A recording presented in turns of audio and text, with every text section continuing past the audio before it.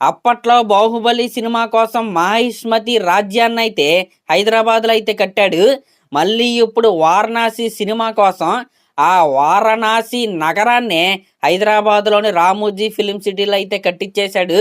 ఆయనే మన ఎస్ఎస్ రాజమౌళి గారు. ప్రెజెంట్ ఆ 'వారణాసి' సినిమా యొక్క 'వారణాసి సిటీ' సెట్ ఏదైతే ఉందో పిచ్చ ట్రెండింగ్‌లో అయితే ఉందన్నమాట.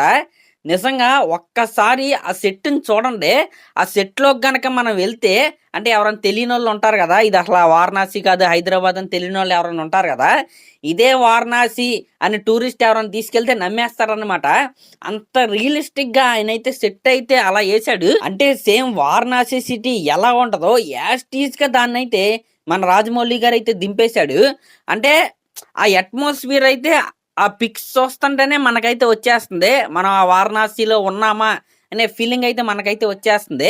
ఆ ఘాట్ రోడ్స్ కావచ్చు, ఆ టెంపుల్ సెట్స్ కావచ్చు, ఇంకా వారణాసి స్ట్రీట్స్ కావచ్చు, మెయిన్‌గా ఆ పెయింటింగ్ అంటే ఆ గోడలు కావచ్చు, ఆ గోడలు కట్టిన విధానం కావచ్చు, ఆ సెట్టు అంటే గోడలంటే ఒరిజినల్ సిమెంట్‌తో అయితే కట్టారు. ఆ సెట్ ఒకటేస్తారు గదా!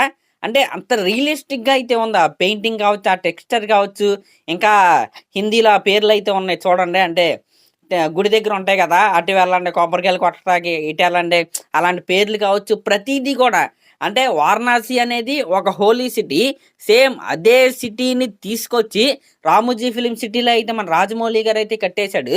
నిజంగా సినిమా పట్ల ఆయనకున్న డెడికేషన్‌కి హ్యాట్స్ ఆఫ్ అనే చెప్పాలి. నిజంగా అదిరిపోయాయి సెట్స్ అయితే. ఇంకా ఇప్పుడేం జరుగుతుందంటే, మన తెలుగు ఫిల్మ్ జర్నలిస్టులు కొంతమంది సెట్ పైనయితే ఏడుస్తున్నారు. దానికి రీజన్ గూడా నేనైతే చెప్తా. అసలేం జరిగిందంటే, యాక్చువల్‌గా రాజమౌళి గారిది ఒక సినిమా షూటింగ్ జరుగుతుందంటే, ఆ సినిమా యొక్క సెట్ పిక్స్ కావచ్చు, యాక్టర్స్ యొక్క ఫోటోలు కావచ్చు, ఆ సినిమా కథా తాలూకా, స్క్రీన్ ప్లే తాలూకా హింట్లు కావచ్చు, ఏది కూడా బయటికి రాదు. కానీ for the first time in the career of Rajamouli గారు ఈ 'వారణాసి' సినిమాకి సంబంధించి చాలా విషయాలు బయటికైతే వచ్చేస్తున్నాయి. అందులోనూ అసలు ఈ 'వారణాసి' సెట్ మొత్తం గూడా బయటికైతే వచ్చేసింది. అదెందుకు బయటికొచ్చిందంటే, ఎస్ఎస్ రాజమౌళి గారు ఈ 'వారణాసి' సినిమాని హాలీవుడ్ స్థాయిలో రిలీజ్ చేసే ప్లానింగ్‌లో అయితే ఉన్నారు. అందుకే హాలీవుడ్ ఫిల్మ్ జర్నలిస్టులుంటారు గదా! వాళ్ళనైతే పిలిచి, హాలీవుడ్ మీడియా వాళ్ళనైతే పిలిచి, ఈ 'వారణాసి' సెట్‌నైతే ఎక్స్‌ప్లోర్ చేయమనైతే ఆయనైతే పంపించాడు. అక్కడికి వెళ్ళి వాళ్ళందరూ గూడా ఈ సెట్‌నైతే పిక్స్ కావచ్చు, వీడియోస్ కావచ్చు, ఆ మినీ సెట్ ఎలా ఏశారు, ప్లానింగ్ ఎలా ఏశారు, ఆ ప్రతి గోడ ఎలా ఉంది, ప్రతీదీ కూడా వివరించి వాళ్ళైతే అలా ఎక్స్‌ప్లోర్ జేసి వాళ్ళ వెబ్‌సైట్‌ల్లో అంటే ఈ సెట్ యొక్క గొప్పతనాన్నయితే రాస్తున్నారు. అంటే మీరిక్కడే అర్థం చేసుకోండి. ఈ 'వారణాసి' సినిమా మన ఇండియన్ సినిమా కాదు. ఇది హాలీవుడ్ సినిమానే. అందుకే ఈ సినిమా ఇంకా షూటింగ్ స్టేజ్‌లో ఉన్నప్పుడే రాజమౌళి గారు ఎప్పటినుంచే ఈ సినిమాకి సంబంధించిన మార్కెటింగ్ అయితే మొదలుపెట్టేశాడు. ఇంకా ఈ సినిమాలో ప్రియాంక చోప్రా గారిని హీరోయిన్‌గా ఎందుకు తీసుకున్నారనే క్లారిటీ అయితే మనకైతే వచ్చేస్తుంది. ఈ 'వారణాసి' సినిమా ఒక హాలీవుడ్ సినిమా. ప్రియాంక చోప్రా గారు ఒక హాలీవుడ్ హీరోయిన్. ఆవిడేం చేస్తుందో తెలుసా? హాలీవుడ్‌లో ఇంటర్వ్యూస్ అయితే జరుగుతాయి కదా! ఆవిడ ఎళ్తా ఉంటది. ఆ ఇంటర్వ్యూస్‌లో ఈ 'వారణాసి' సినిమాని ఆవిడైతే ప్రమోట్ చేసేస్తుంది.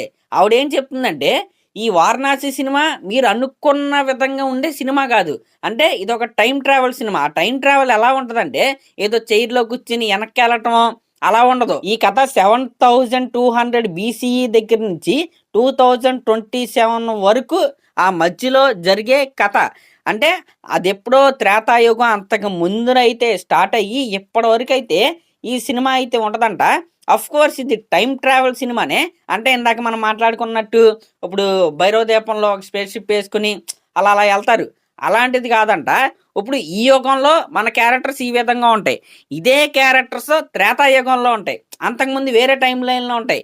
ఈ విధంగా అక్కడి నుంచి అలా డాట్స్ కనెక్ట్ చేసుకుంటూ మన క్యారెక్టర్స్ యొక్క రెఫరెన్స్‌లే వేరే యుగంలో అయితే ఉంటూ, ఈ విధంగా సాగే ఒక scientific come time travel cinema అంటే ఇది. ఈ పాయింట్ వినడానికే చాలా క్రేజీగా ఉంది కదా! ఆల్రెడీ రాజమౌళి గారు దీనిపైన ఒక హింట్ అయితే ఇచ్చేశారు. మన మహేష్ బాబు గారు ఈ సినిమాలో ఒక రుద్ర క్యారెక్టర్ అయితే చేస్తున్నారు. అలాగే శ్రీరాముల వారిగా కూడా మహేష్ బాబు గారు అయితే ఆయన క్యారెక్టర్ అయితే ప్లే చేస్తున్నారు. ఇక్కడ మనం చూసుకుంటే వేరే యుగాల్లో కూడా వీళ్ళైతే వాళ్ళ క్యారెక్టర్స్ రిసెంబుల్స్ అయితే ఉంటాయి. ఇక్కడ పృథ్వీరాజ్ గారు ఏమన్నా రావణుడిగా కనపడతారా?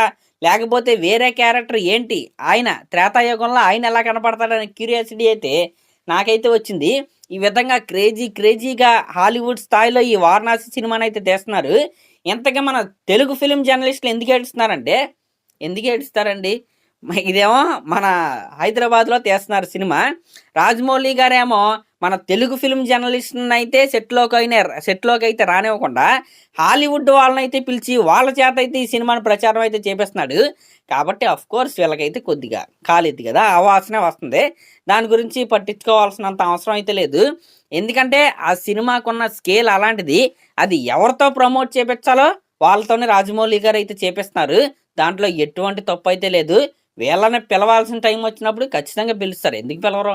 పిలవకుండా ఎలా ఉంటారు? ఇంకా ఈ సినిమాలో త్రేతాయుగం సీక్వెన్స్ అంటే రామాయణం ఎపిసోడ్ ఏదైతే ఉందో అది దగ్గరగా 25 మినిట్స్ అయితే ఉండబోతుందంట. అంటే మహేష్ బాబు గారిని మనం శ్రీరాముల వారి గెటప్లో దగ్గరగా హాఫ్ అన్ అవర్ అయితే చూడబోతున్నాం. నిజంగా అది ఫ్యాన్స్కి అయితే హై ఫీస్ట్ అనే చెప్పాలి. ఇంకా ఈ సినిమాలో బేభత్సమైన మోషన్ క్యాప్చర్ టెక్నాలజీని అయితే మన రాజమౌళి గారు అయితే వాడుతున్నారు. వెరీ అడ్వాన్స్డ్ టెక్నాలజీ అనమాట.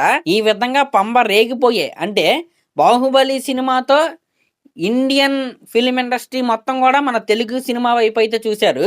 RRR సినిమాతో హాలీవుడ్ వాళ్ళు కూడా మన తెలుగు సినిమా వైపు అయితే చూశారు. ఇంక ఈ వారణాసి సినిమా రిలీజ్ అయిన తర్వాత, బాహుబలి సినిమా రిలీజ్ అయిన తర్వాత ప్రతి సినిమా పాన్ ఇండియా వైడ్గా ఎలా రిలీజ్ చేస్తున్నారు, ఇంక ఈ వారణాసి రిలీజ్ అయిన తర్వాత ప్రతి ఇండియన్ సినిమా కూడా ప్రపంచవ్యాప్తంగా రిలీజ్ చేసే బెంచ్ మార్క్ సినిమా లాగైతే ఈ వారణాసి సినిమా అయితే మారిపోయేలాగైతే కనపడుతుంది. నిజంగా మిస్ అయ్యే ఛాన్సే లేదు. ఇంక ఇది పక్కన పెడితే ప్రభాస్ గారి కల్కి సినిమాకి వారణాసి సినిమాకి కొన్ని సిమిలారిటీస్ అయితే ఉన్నాయి. అదేంటంటే కల్కి సినిమాలో ప్రభాస్ గారి క్యారెక్టర్ ఒక బౌంటీ హంటర్ అనమాట. ఈ సినిమాలో మహేష్ బాబు గారిది కూడా సేమ్ అలాంటి క్యారెక్టరే. ఇంకా కల్కి సినిమాలో మన కమల్ హాసన్ గారు ఒక వృద్ధుడు, అసలు కదలకుండా ఆయన అయితే అలా ఉంటాడు, కానీ చాలా పవర్ఫుల్. జస్ట్ ఫింగర్స్తో ఆయన అయితే ఆడిచ్చేస్తూ ఉంటాడు. సేమ్ ఈ వారణాసి సినిమాలో పృథ్వీరాజ్ గారి క్యారెక్టర్ కూడా ఎక్కడికి కదలదో ఆ వీల్ చైర్లో ఉంటాడు, జస్ట్ అలాగే ఆడిచ్చేస్తూ ఉంటాడు. ఇద్దరు కూడా చాలా పవర్ఫుల్. ఈ విధంగా కొన్ని సిమిలారిటీస్ అయితే ఉన్నాయి. దాంట్లో కూడా మహాభారతం రెఫరెన్స్ ఉంది, దీంట్లో రామాయణం రెఫరెన్స్ అయితే ఉంది. ఈ విధంగా అంటే టాలీవుడ్ స్టాండర్డ్స్ ఆ విధంగా పెరిగిపోయింది. ఎలాంటి సినిమా హాలీవుడ్లో వస్తే మనం అలా నోళ్ళు అలా వెళ్ళబెట్టుకుని అలా చూస్తూ ఉండేవాళ్ళం. అలాంటిది విత్ ఇన్ షార్ట్ టైంలో ఇంత అడ్వాన్స్డ్ టెక్నాలజీతో మన తెలుగు డైరెక్టర్సే మనకి ఈ సినిమాలను అయితే అందించేస్తారు, మన తెలుగు హీరోలను అయితే పెట్టి. నిజంగా దానికైతే హ్యాట్స్ ఆఫ్ అనే చెప్పాలి.